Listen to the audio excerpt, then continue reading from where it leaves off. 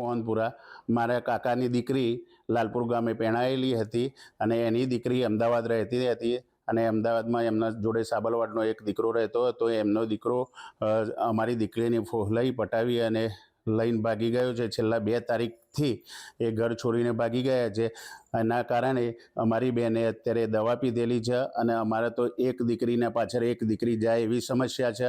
અને એની મમ્મીને અત્યારે આઘાત લાગ્યો છે, કારણ કે સામે સાટા પદ્ધતિ કરેલી હતી અને એકબીજાના ધંધામાં પણ સંકળાયેલા છે.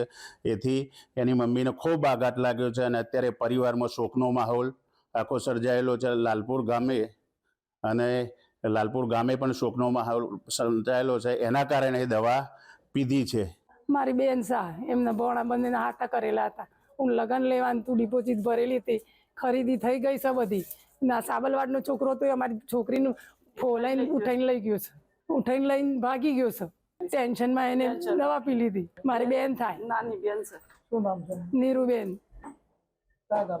લાલપુર. આ મારી બેન છે.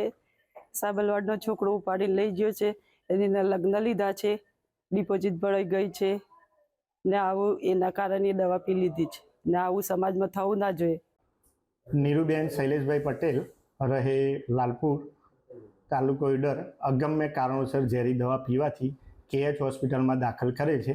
એમની ગંભીર પરિસ્થિતિ છે. અત્યારે હાલ ઓક્સિજન ઉપર છે. આવનારા 24 કલાક એમના જીવનું સંપૂર્ણ પૂરેપૂરું જોખમ છે.